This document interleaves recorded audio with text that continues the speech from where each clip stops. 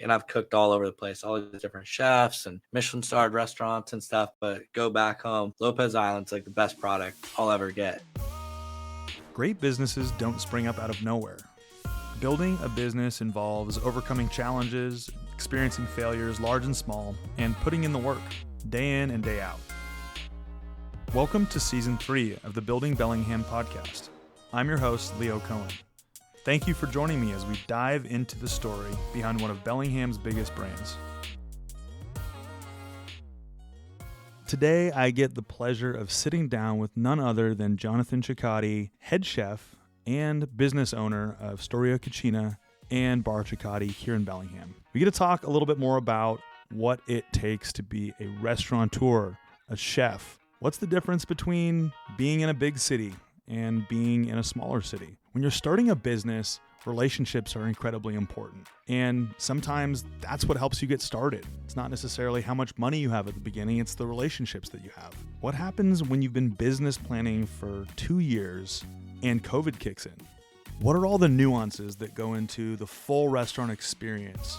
From your greeting at the door, to the smells, to the sounds, to the aesthetics. How do you come in and make a statement in your first year in business when the average restaurant takes 4, 5, or more years to really become profitable?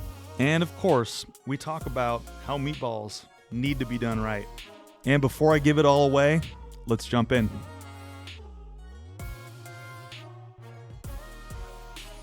Jonathan Cicotti, the man, the myth, the legend, in the studio. How you doing?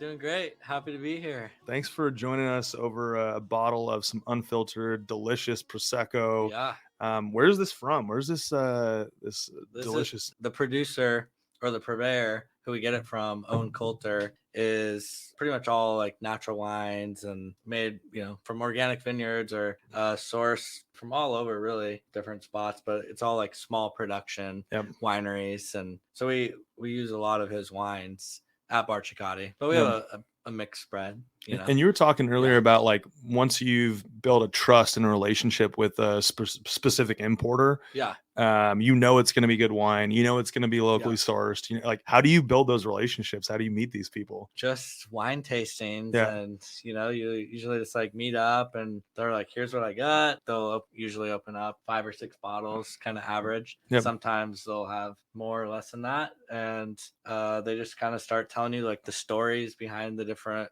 winemakers and the regions and where it comes from. And so then all of a sudden you're tasting it, and then you have this more of a connection to the wine.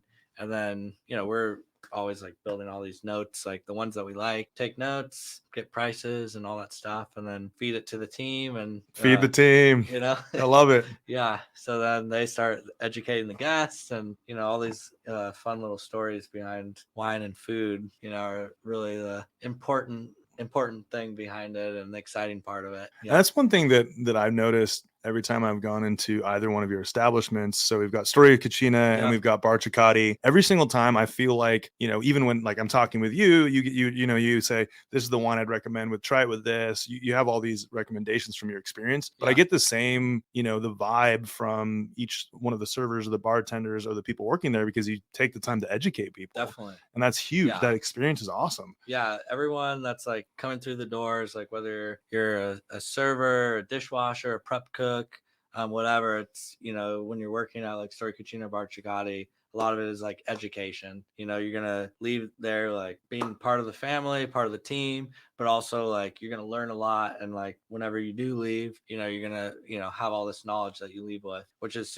super important to me to like always pass that down to the younger generation of cooks and restaurant teams, so that way you keep it alive in the industry. Pretty much every experience that I've had let's say at Storia Cucina, I feel like I'm not in a rush, which is nice. Sometimes you go into a restaurant, they're like, hey, what do you want? Let's get it going. And I never felt like I'm in a rush, which is that kind of the vibe that you're going for? People can kind of come to stay and definitely play and eat. And I think that's like also like the Italian way too. Like, you're taking your time, you're starting aperitivo, moving on to little snacks, then some pasta, then maybe get a pizza, and you're getting some prosecco, then you're moving on to you know, maybe a cocktail or whatever. So we want the guest experience definitely not to be rushed, and we want the servers and the team to like get to know the guests and have more of like a personal connection. Like, be yourself, like just chat with them, don't put on like a fake face, right. You know, like it's especially like when it's a small town, you know, like you want to get to know everyone and get to know your regulars and their likes and recommend different stuff to them, you know.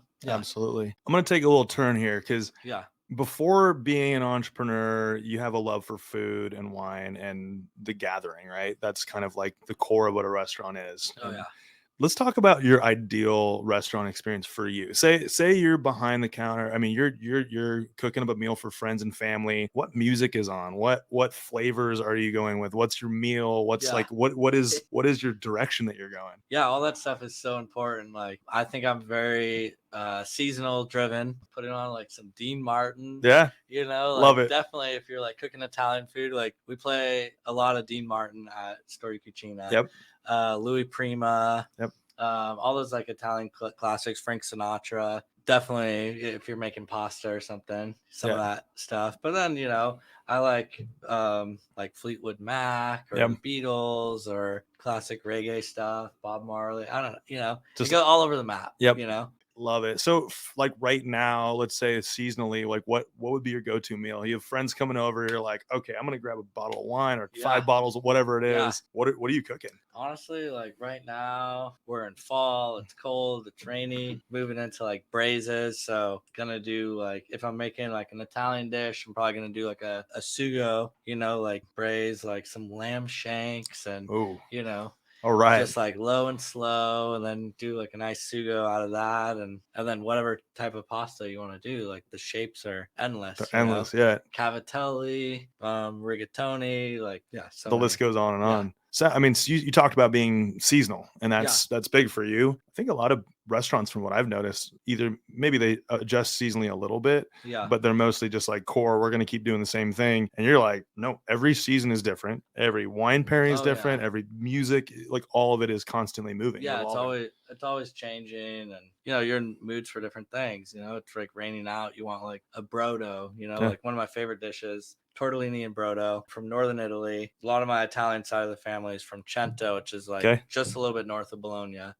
Every time I go there, one of the first meals they always make me is like tortellini and brodo. And that's awesome. Yeah, it's so good. And I know tortellini. And what's brodo? Brodo is broth. In Italian. Oh, so, it's in broth. Yeah, so it's just in broth. So you like think of like a cold kind of foggy night or rainy night, and you're just like eating this pasta, like nice broth, a little bit of Parmigiano on top. It's like one of the most like simple pastas. Takes a lot of work to make it because they're so tiny. And each one of them is like handmade, like stuffed. I like throwing like little dinner parties.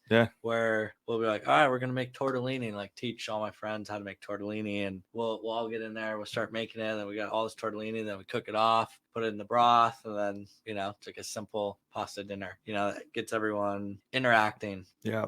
It's a lifestyle. And I mean, it sounds like so much of your upbringing and your family life had to do with this gathering and like in cooking. And tell me a little bit more about what inspired you early on to say, eating food is awesome. I love eating food. What inspired you to say, I want to create for other people? My mom and dad were both like into growing gardens. They're just both like super naturalist, growing everything, sourcing good ingredients. And I didn't really know any better. Like when I was a kid, I was just like, this is what we had. Like we're always eating meals like fully out of the garden. We always had chickens and getting fresh eggs. And I'm just spoiled with all this product. And I think that's kind of in high school, like got me inspired to cook a little more, like just having all this good product accessible right there. Then on Lopez Island too, like I always tell everyone, like I'll to go back home and like do these different farm dinners on Lopez, and the product that I'm getting on Lopez Island with these kitchens and the hard work and the discipline in there, but it was like very rewarding just to be a part of that team and community, and I like that, you know. So everything from like getting a good base education, you know, one of the things that I've noticed is there's a lot of really good restaurants that are owned by people that didn't start off as necessarily like an educated chef. I mean, they started out as a business owner and kind of learned their way from there. But you started with this education, this kind of family base. Then education. how important was that formal education going into these kitchens where you're the newbie in the kitchen and they're like, you're doing this, and you're like, okay. Oh yeah. Yeah. Like, Tell me about a day in the life, like early oh, on. Man. Yeah, it was brutal, honestly. Like I used to get my ass kicked all the time. One of the first chefs I worked for, Christian Olivier, old school French chef, and I walked into his kitchen. He was just opening this restaurant called La Galou, and I had no idea what I was walking into. I was like, I want to learn. I'm in culinary school. Like, okay. Basically, I started off as prep, and I'm literally like peeling like all these potatoes and onions, like for like French onion soup and stuff. Like eyes just like destroyed. Yeah. And then, I mean, kitchens have changed a bit since then, but I mean, there was like a lot of yelling and screaming and a lot of discipline. Like you had to just like shape up, and a little bit like military school, huh? Pretty much. Yeah. There's a lot of pressure in those kitchens to get everything perfect. So I know this is kind of a cliche in the restaurant world, but like it's kind of like, what is it, Hell's Kitchen with Ramsay? Kind of. Yeah, a little bit, not too far off base. Not too far off. Obviously, doesn't need to be that extreme anymore. Like things have changed a lot, but dedicating yourself and the time to the craft, and realizing that all these little things matter, and we can't just like be like, oh, like this is burnt a little bit, it's going to be okay. It'll do. You kind of get that discipline when you're in a kitchen. There's so many moving parts, and you have to be like the master at multitasking. You have like ovens and pots and stocks and grills and timing with other things, and it's just like this whole dance in the kitchen that is it takes a while when you're first starting out to like really understand all those little details. You're just a beat off maybe one direction, and it's driving other people up a wall, but you're just trying to learn. And, exactly. So it's important to take the time and teach the young cooks all these proper techniques and keep them around. Yep, absolutely. So how do you, as a leader, going through this like kitchen boot camp essentially, and kind of you understand that the new way that it's done, it doesn't have to be that intense. How do you kind of filter those lessons that you learned in that kitchen and then say, well, this is the same lesson, but I don't need to scream it at you? Like, how do you do that? Well, part of the way I set up Storia Cucina too is just like the way the food movement is moving, where it's like a little bit more casual too, is everything is like a little bit more simple. But that's Italian food too. It's all just like based off simplicity. It's not overly complicated. And Storia Cucina is like literally like pizza, pasta, cocktails. There's no reservations. It's walk-in only. But all the ingredients that we're sourcing are the best ingredients that you can get from the surrounding area. That's like, for me, is like, the integrity of what we're doing is still there, even though it's not something really high end. It's done right, but it's simple, good food. Right there, it's a little easier on the cooks, but honestly, just taking the time to like be there with them and talk to them and like show them, and like explain to them like why we do something and get them excited about it. Why is important. Well, it's interesting because I've doing some research and in your previous adventure down in San Francisco, it's a different crowd, right? And when starting to get to know your business model up here a little bit better, I'm like, man, he totally gets Bellingham. Like simple. It doesn't need to be, it is nice, but it doesn't need to be overly fancy and stuffy. And so how did you gauge that? I mean, you're from the PNW, the Pacific Northwest, so you knew the vibe a little bit. Because I grew up here and, I'd come back all the time. And honestly, before I opened Storia, I would be bouncing back and forth and doing like a lot of research too, just like eating around. But, it seemed like a lot of the restaurants were like pretty busy here, but there was room for the style of restaurant. It was like room for growth. You just knew your demographic, you knew what you were looking for, and it sounds like you knew what you wanted. So my restaurant in San Francisco, I co-owned it with a chef friend of mine.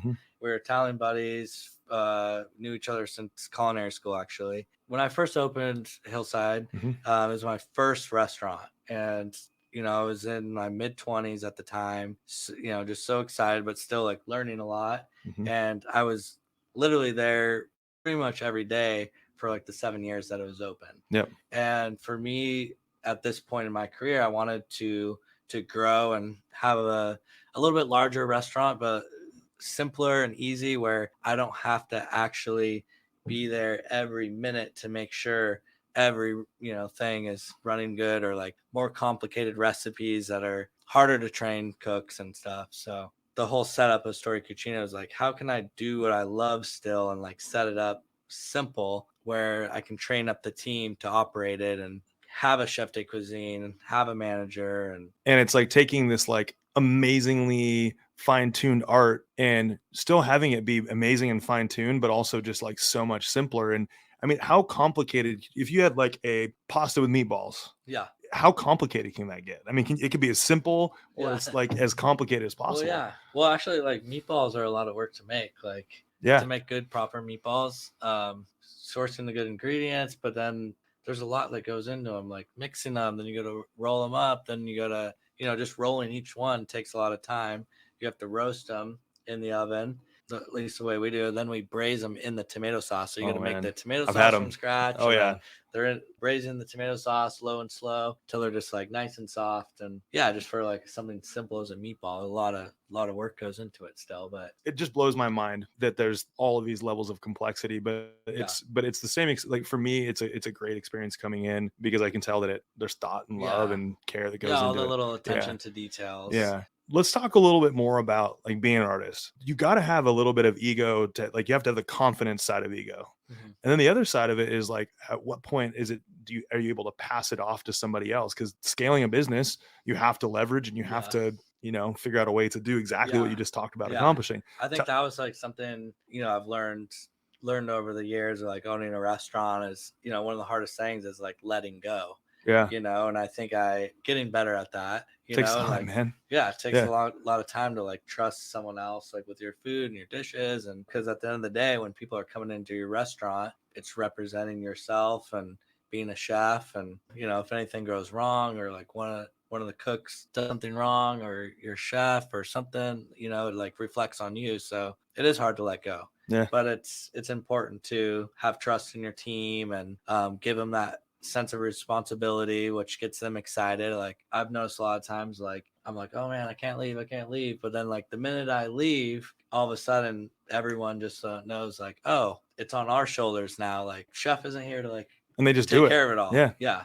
And they like feel good about it. Yeah. It's a balance for sure. I'm curious, when you're designing this place, tell me a little bit more about like opening. Yeah. How long was this a a business baby in your mind? How long were you brewing on this before it became a reality? A couple of years before it opened. It all started like when I was in San Francisco, and I reached the point where I'm like, this isn't it for me. Like I'm here for a long time, but I'm like, I'm ready for the next, like, what's the next like 5-year plan for me? And San Francisco just wasn't that place for me anymore. And I was missing my family.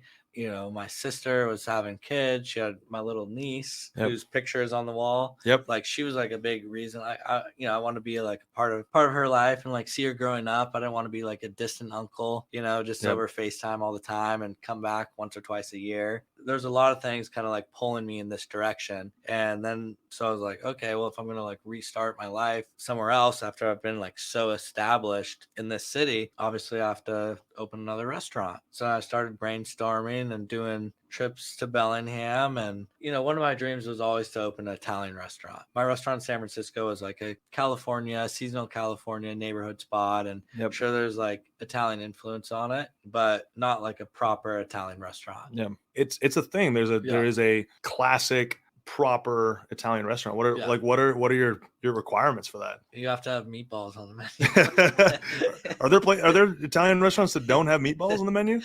I hope not. All right, that's number one.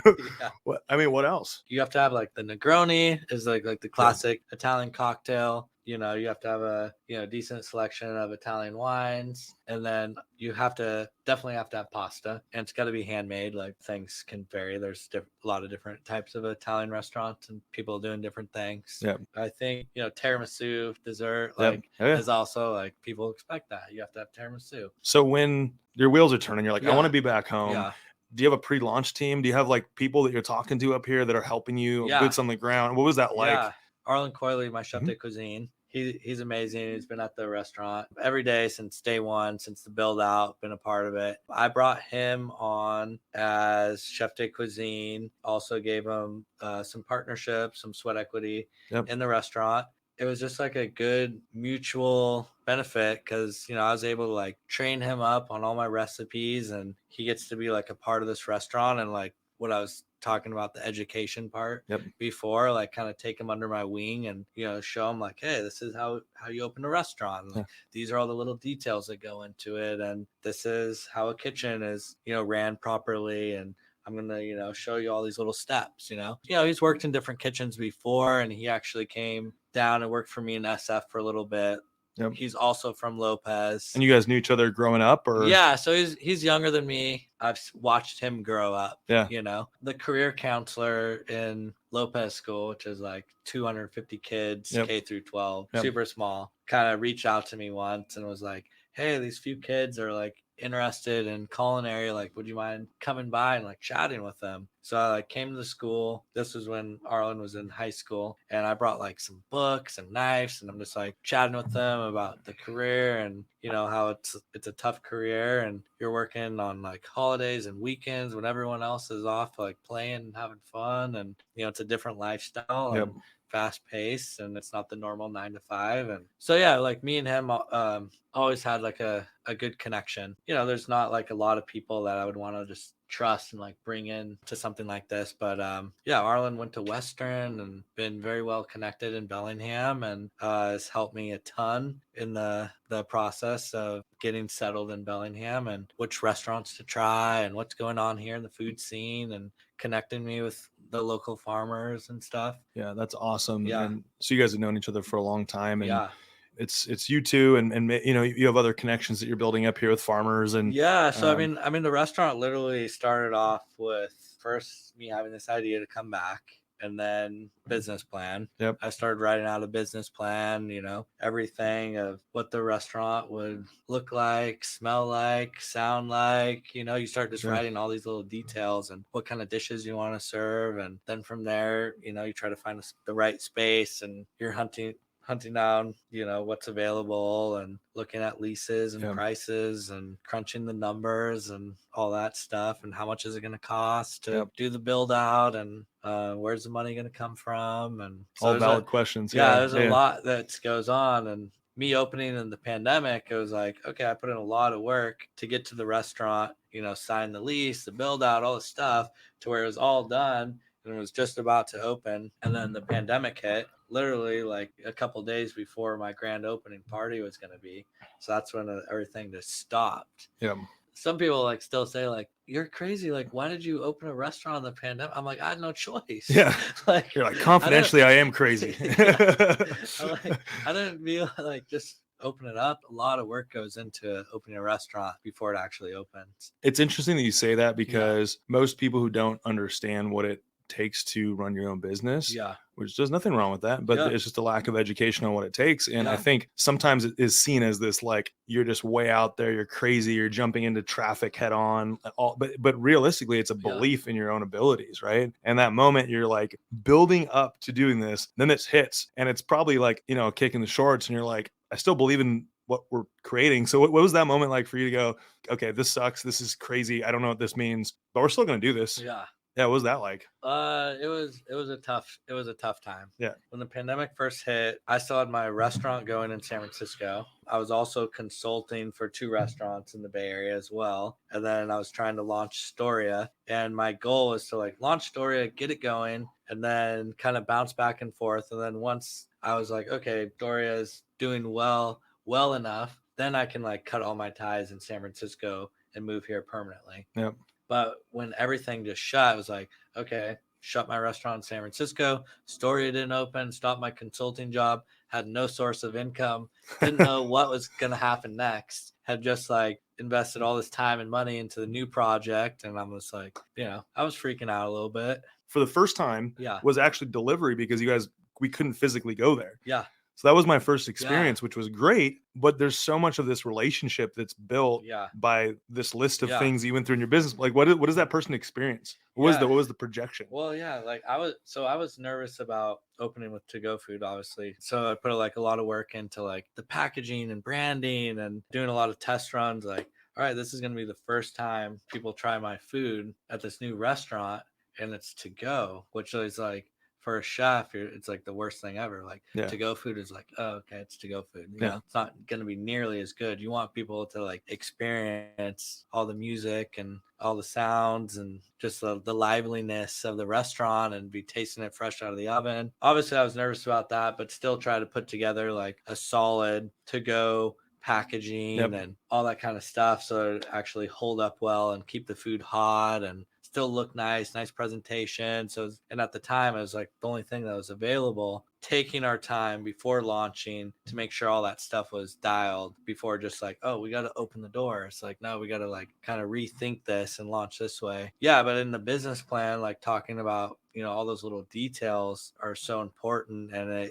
it comes down to like, I had a good architect friend of mine that helped me with the design layout of the restaurant. And, you know, we're like going out to eat all the time. And, you know, the lighting's got to be just right. When you walk into the door, what are you going to see and how's it going to feel? And sort of like thinking about all that stuff as, you know, could we have this blank canvas, the space before the whole build out. So there's like all these different layouts. And the one we chose with, you know, we have the skylight above that's like right over the kitchen, which is like the centerpiece. So cool. Yeah. You walk in the door, you can see like the pizza oven, the glowing in the kitchen because it's all open. So like all that stuff was planned out. So like when you're in the restaurant and you feel so good and the lighting is just right and all those little details, you know, the bars here, you're hearing the cocktails getting shaken, the pans, the move, you know, the laughter, like all that stuff was kind of planned out in a way. You don't always notice it, but you're like, why am I just so comfortable? And like, I want to order another Negroni right now. Yeah. I don't want to leave. I know the feeling. But it's like all those little details are so important. Date night always escalates in a good way when we go there. It's like, we're like, let's just have a couple drinks. Next thing you know, like the waitress or waiter is like, you have to try this one. And we're like, okay, cool. And we're Ubering home. So it's always a good time. I totally see what your vision was. I mean, does that come from experiencing what little things or little details or bigger things you didn't like about other restaurants? And that's not to like bash on any other restaurants, but just like your personal taste. I think it comes like from over time. Like obviously love like traveling and eating and having different dining experiences, and then, you know, owning my own restaurant previously in San Francisco and like seeing all these details on a day-to-day. You'll just like walk into any kind of restaurant, you just can't turn it off. Hey everyone, it's Leo. One of our goals here at the show is to uplift awesome small businesses in our community. So every month, our team produces a local business news update where we celebrate anniversaries, announce changes and collaborations, or tell you about major business moves so you can stay in the know. It's all on social media, so be sure to follow the Building Bellingham podcast on Facebook, Instagram, and YouTube. You get to this point, you're like, oh crap, I have to build a relationship without the experience that I envisioned. And you worked on the food, the packaging, all of the pieces that you could possibly control. So you're focusing on this percentage of what you could actually control. Yeah. As an entrepreneur, that's probably something that happens more than we'd like to think. We're like, this is what I can control. Yeah. It's a big part of your business that you could not control. What was that experience like for you processing like that? I was just kind of like taking it day by day at that point. I was like, okay, well, this isn't like the normal restaurant opening where we're going to have like a whole team and like do all this training. It was like, literally, I was like, okay, I'm going to be working the line. It was basically me, Arlen, and then one person in the front of the house. Yep. And it was the three of us like opening up. I was like, okay, that's it. That's all we need for to-go food. With social media, people posting on social media, like their experience, like that was like the closest I got to walking up to a table and asking them how everything was, or getting to see them in the dining room. I'd see these posts on social media, and everyone was at home in the pandemic, spending a little bit more time than maybe normal on social media. So that kind of helped spread the word, I think. Oh, what else are we going to do on a Friday night? I guess we get to get takeout. You know, all of a sudden we get like on Friday, we'd get this like Friday rush of takeout food. Yeah. It was so weird. And the restaurant completely empty. So that part was like a little depressing. Yeah. You know, because you're just like, you have this brand new spot, you want to celebrate it and share it with everyone, but everyone would get to like walk in the door right in the beginning of the restaurant. We had like a table lined off, and that's where they'd pick up their food. So they get to like, we always had like the good music playing still, and the lights. I remember. All nice. Yeah, it came in. Yeah. So like people would come in and get to see, oh my God, like I can't wait till we can dine here one day. So it's kind of a slow process, but it was also, there's a lot of things that benefited from opening up that way. Like, you know, I got to work directly with my chef Arlen and train him up every day on all the little restaurants and all the little details. And then we slowly got to grow, like hire a couple people and then a couple more people and train them up. Instead of normally like when you open a restaurant, it's like you have this, you know, huge team, you're training up all at once. Everyone just like bombarding the doors. You get this 3 months of like craziness. And now it's like, all right, we really get to take care of every little person because we're only doing this much business. So it's kind of a blessing in disguise. I mean, it's obviously hard, but that piece, right? That part, there's like so much benefited from it. We were able to like really take care of everyone, slowly build them up, and like get all these regulars kind of. It's like it's just intentional growth, right? Yeah. Okay, so intentional growth, you start building, and you know you've run other businesses, and you've seen other people run their businesses, and you're kind of having to live on the edge a little bit without knowing what the future holds. With business, with the world, the economy, all of these things. How did you make decisions that probably were more risky in that sort of environment on, hey, we need to hire someone, this is time to leverage? Just like keeping like a close look on like the numbers and the business we're doing, and you could see the slowly growing, like even if it was just to go food. You know, we were growing and getting busy enough where I was like, oh man, now we need a prep cook or a dishwasher. It makes sense, you know, at that point, because we're doing more business. You know, once we, you know, had outdoor seating, then we're like sitting people outside. So now we need like a server, you know? So yeah, it was just like these little steps that made sense, you know, or we're doing to-go cocktails. So now we need a bartender, you know? So yeah, just keeping a close look on all the numbers. Yeah. It's interesting because some people are more reactive and some people are more proactive. And it sounds like the key was being very in touch with your business and the people and the numbers, and understanding that made it just an educated guess, you know, for the most part, a guesstimate, right? Of like, you know what, this could go wrong, but we'll be okay if it does. Is that kind of the question or the statement that you're throwing out a lot? Yeah, a little bit, but it was also, I think, knowing that it was like, okay, we're going to make it work no matter what, you know, like for me, like closing down and failing or whatever, like was an option. I was like, we're going to make it through this. We're in a world with a lot of options, actually, right? How do you, even though you do have options, how do you like convince yourself there is no other route? This is it. How do you is it self-talk? What's the Jonathan I think it was just self-talk? like, after running a business in San Francisco, was a really tough city. Everything is so expensive. Very competitive. It's hard to find good people because a lot of people can't afford to live there on restaurant salaries. So they've kind of moved out. And so in a way that prepared me for the pandemic a little bit, you know, because it's like, all right, we got to do whatever it takes to survive. And a lot of that is just like chef mentality, like goes back to like when I was working at Christian Delouve, just, you know, that dedication and passion for the food. Like, well, we just got to make it happen. You get through, you know, the first bit of time doing takeout. I know it's a bad word right now, takeout, but it's a good word too. So you get to this point where people actually can come in and dine in the outdoor seating. So the city of Bellingham then said, I think it was on Hawley and on Grand and probably a few other locations where you're able to roads. And did you jump on that immediately and say, oh man, we're building this ASAP? Oh yeah. The Bellingham community itself, like everyone was very supportive through the challenging time. Everyone was like offering help or what they could do. Like the city like worked with us, was making it a lot easier than normal. Like sometimes the city, as we all know, can be challenging.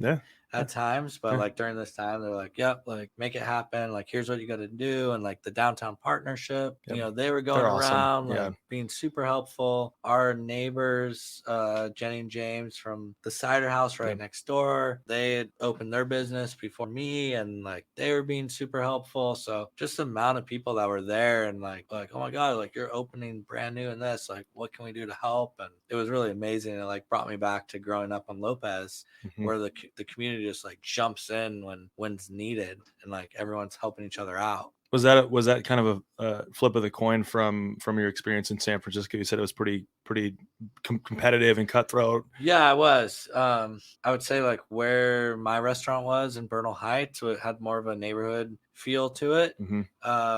There's a strong sense of community and a lot of regulars still. But I mean, there's just so many restaurants there and so many chefs, and there's all this group of people that are just like, I'm going somewhere new, instead of like becoming a regular out of, you know, which is challenging for there. Cause like once you open up your spot, like the first couple of years, like you're the new restaurant in town and everyone wants to like cycle through it. And then afterwards, you know, every year there's like all these other restaurants open up.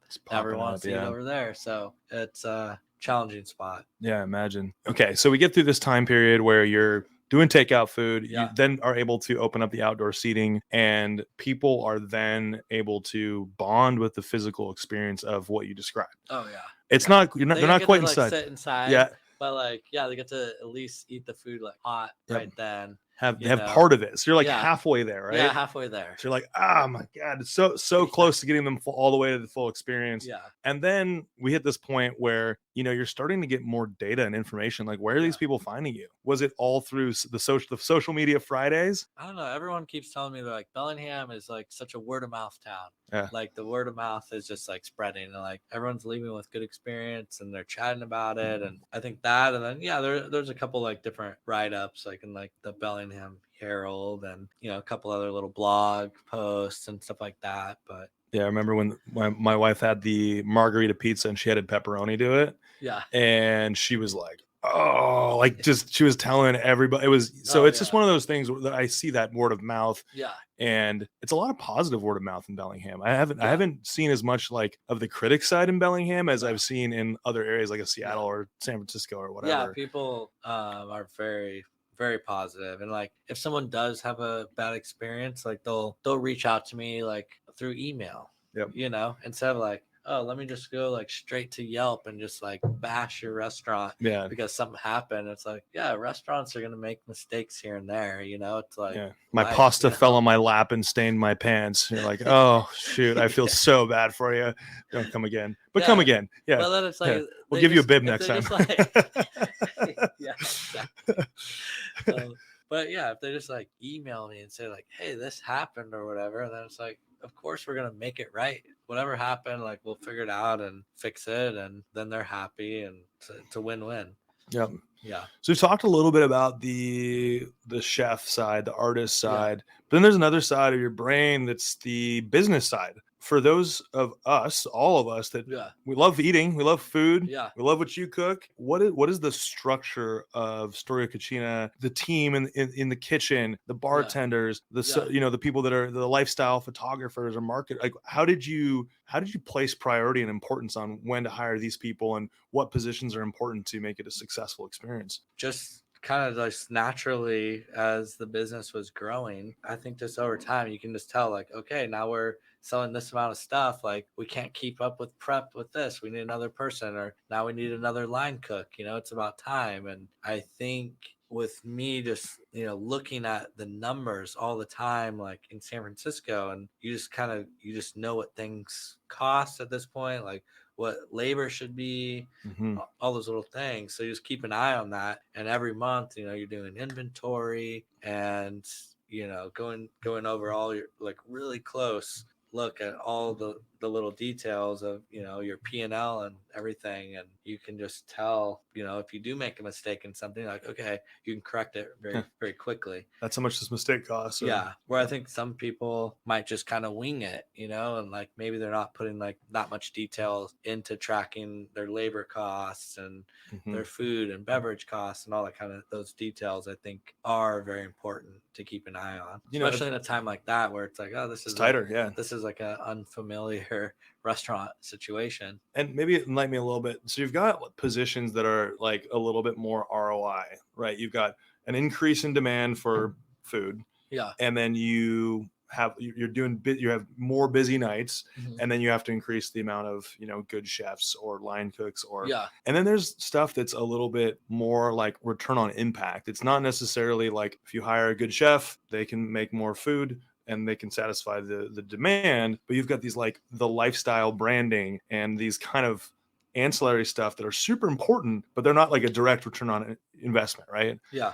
How did you tell me a little bit more about the process of going like, we need to like get someone, the pro, to market this, to make it, to convey the brand? Something I've learned over time is like using a lot of the like connections that you have, you know, through friends and family and stuff, especially in restaurants where the startup can be, you know, very expensive. When I was in San Francisco, I started doing pottery as like a hobby of mine, and you know, I'd make stuff for my restaurant there, and I was making a bunch of stuff for Storia Cucina, like all these espresso cups and cappuccino cups. And I was in the pottery studio and I was talking to my teacher and telling her like, yeah, I want to do this mural in the restaurant, and could we have like 18-foot tall ceilings, this huge wall, like something, I want like a beautiful piece of art there. She's like, yeah, who's gonna do it? And then she ended up doing it because it just like snowballed from there. And she had like a marketing and design background, so we started doing like food trades where I would feed her at my restaurant there, like do like I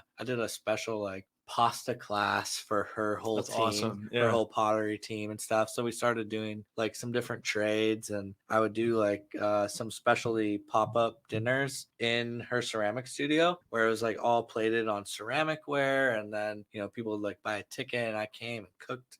So yeah, so I found, you know, someone had a marketing and design background that I was able to do some food trade with. And obviously it was like sometimes stuff just kind of like falls in your lap, you know, like that when you like put it out there to the universe, and you're just like, boom, there's that person, you know, that I needed someone for this, you know. And so then I, you know, worked closely with her on what design, you know, I was looking for. And obviously like she brought like a ton to the table and would, you know, mock up like different logos and this, and this. And then I'd be like, you know, this one or a little more of this. And then, you know, we worked together, and yeah, it all came together. Just kept coming together. And yeah, so she like built out my website for me, did the mural. So a lot of that branding, that initial branding package, she helped build for me. Well, and how important is brand? I mean, if you've got, let's say you've got two Storia quality businesses, how important is the perception beyond just the food? Yeah, I think it just goes back to like all those little details like really mattering, you know, like the branding is one of them, and especially when you're opening up in the pandemic with just to-go food, and all people really are seeing is kind of the branding in the beginning. You know, they're not really getting to come into the space. Okay, so you just had your year anniversary. Was it like 4 months ago? In May. Yeah. Is May already that long ago? Yeah. Oh my God. Oh yeah, this year's flying by. But I remember my wife and I were actually there, not knowing it was the year anniversary, but we just happened to be there. Oh yeah. And thinking, it's only been a year? I know. Does it feel like a 10-year year? Oh yeah. Yeah, it's just like I just went back to San Francisco for the first time for a friend of mine's wedding, and that was the first time I've been back since. And like I'm there, and I'm just like kind of going down like memory lane, and it just feels like a whole another lifetime ago. Yeah, but it was like not that long ago. It's interesting because this is coming from a less educated perspective, but from what I understand, it takes 3, 4, 5 longer years to get a business up and running and working. Oh yeah. If you look at that timeline and how fast Storia has grown and exploded and just become this kind of the staple, right? And staples are usually, the word is usually associated with something that's been there for a while. Yeah. You've only been there for a year and some change. Yeah. How did you ramp it up that quick? Like what happened to cut that 5-year, 3-year timeline into 1 year? I'm not sure exactly. Yeah, I don't know. I think it's just like doing something with passion and love and all that kind of stuff just like spreads to the team and the guests and the farmer, everything. It just all comes together. It's focusing on quality. Yeah. So you had another crazy idea. Yeah. Some would say, right? Yeah. You said, you know what?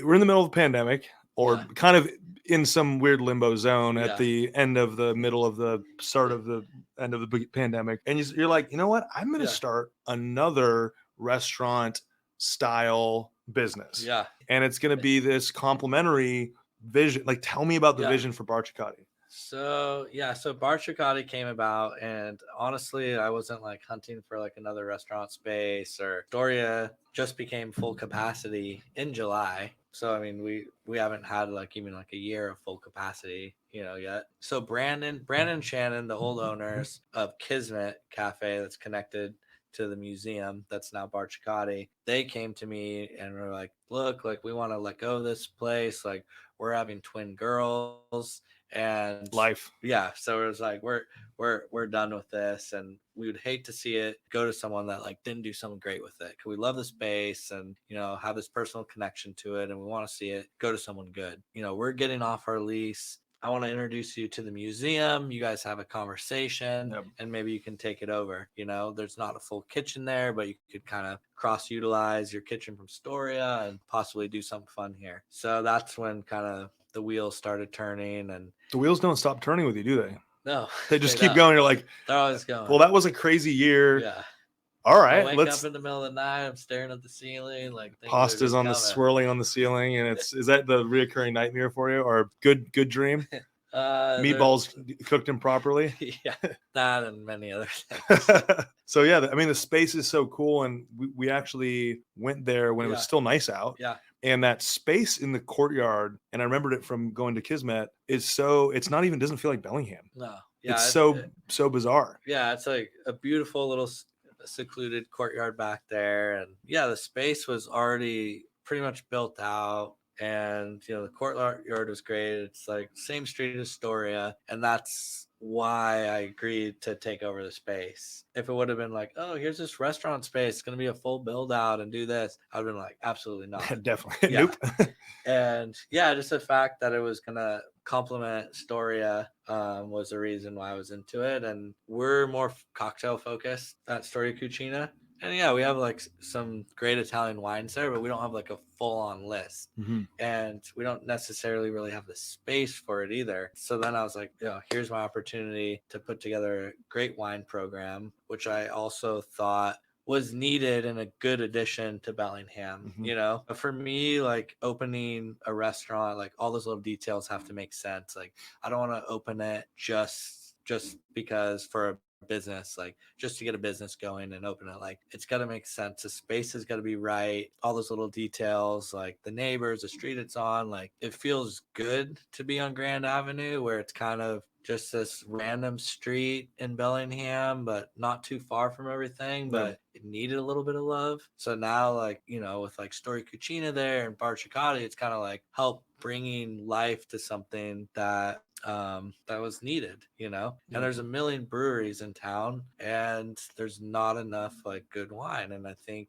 breweries are great and we all love beer, but I think there's a certain amount of people that appreciate good wine too. And yeah, that's kind of where I was like, okay, this is the opportunity to do a good wine program. And then the same thing with the coffee. The Italian style coffee is like, yeah, there's other coffee shops, but no one's doing just like traditional Italian coffee or Cafe Umbria coffee roaster, which they're based in Seattle, but we get their beans from them, and like we're the only ones like serving Cafe Umbria beans. And everyone was loving the coffee at Storia Cucina, and they're like, oh man, I wish you'd open earlier so you get like some nice wheels start turning. You're like, uh-oh, they're doing it.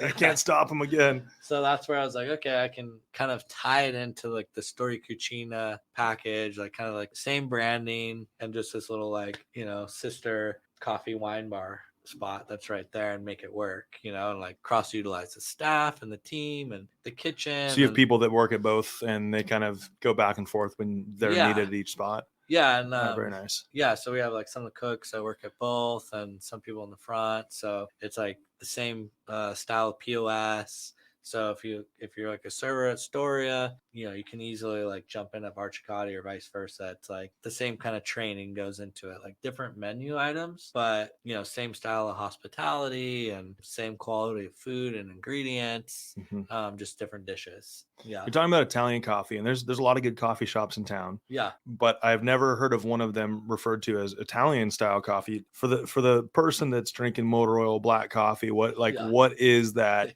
Italian style coffee? What's that experience like? Honestly, it's just simple and straightforward. There's not like a million different kinds of coffee or all these different sizes and syrups or none of that stuff. It's like there's like espresso, cappuccino, latte, mocha, like that's pretty much it. Yeah. You know what I mean? There's like Americano. There's a couple of those basic ones, and they're just more like the traditional size. Like you can't go to Barcicati and get a 16-ounce cappuccino. Just doesn't exist. Or a 24-ounce white chocolate breve or something. It's a real drink, by the way. That's a story for another time. I almost died. So that's part of the experience. And then the complimentary aspect. So somebody's, let's say like my wife and I are going on a date night. Yeah. You get your name on the list. It's super busy at Storia, but it's a good place where you could pop over across the street, kitty corner, get wine, apps. Exactly. Yeah. So now, like when we do get really busy, like on Friday or Saturday or any other days that there's a wait, we're just like, hey, go to our sister restaurant. It's literally right there. We can point to it.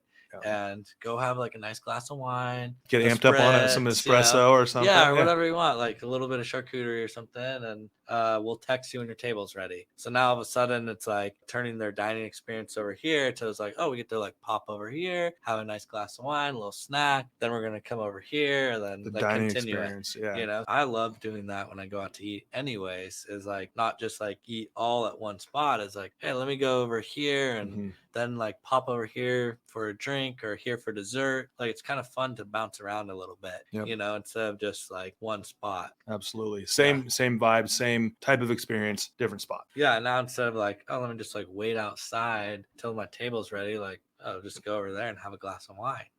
We need it. We need our pasta and we need it now. We need our wine and we need it now, right? Yeah. All right, here you go. There you go. There it is. Barcicati right there. Now let's flip it to giving a little advice. So for, the starting entrepreneur or restaurateur, is that the right word? Restaurant. I can't even speak. Yeah. I don't even restaurateur. know. Yeah. Don't ask me. Ask Jonathan.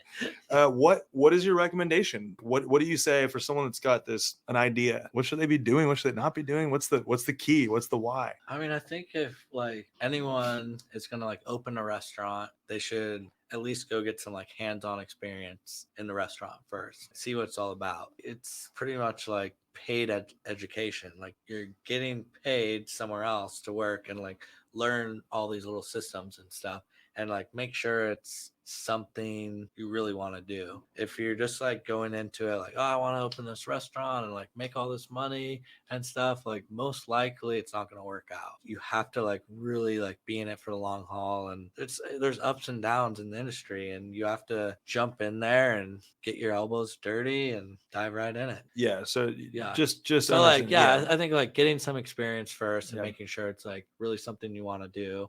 Or hiring like a restaurant consultant that has all that knowledge to dial it in for you. So be very passionate about it, be in it for the long haul.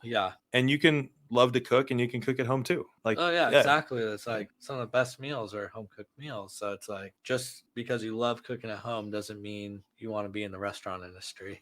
It's completely different. It's just like you might hate cooking after that. It's very different. I love it. Thank you so much for joining us today and telling your story. We've all been big fans and excited to see you continue to grow and really set the bar in a lot of ways for the local restaurant scene. And I mean, I just love seeing it. Love seeing your success. It feels good to be a part of the community and slowly getting to know like, the different restaurant owners and different business owners and just the different people here, all the regulars, and get to know them a little bit more and build that community and be a part of it. It feels good. Well, thanks for all that you do for food in Bellingham and for local businesses and for just the people that need to take a break from their busy lives and come in and have a great experience. Happy you the man. Our guest today was Jonathan Cicotti, owner and chef of Storia Cucina and Barcicati here in Bellingham. Storia Cucina is located on Grand Avenue, and Barcicati is just down the street in the Lightcatcher Building courtyard. You can find the businesses online at storiacucina.com and barcicati.com, and also on Instagram under each of those restaurants' names. Building Bellingham is a community podcast exploring leadership, challenges, failure, and mindset with entrepreneurs right here in Whatcom County, Washington. You can catch recorded episodes on Apple Podcasts, Spotify, or any of your favorite podcast streaming platforms. Be the first to hear about upcoming guests on the Building Bellingham Facebook and Instagram pages, as well as the Building Bellingham YouTube channel. This episode was produced and edited by Tiffany Holden. Our videography is done by Cooper Hansley. Social media and community support is by Taylor Beal. To learn more about the team behind the podcast, check out our website at www.livebellinghamnow.com or search Cohen Group NW on Facebook, Instagram, YouTube, or LinkedIn. From the whole Building Bellingham podcast team, thank you for listening.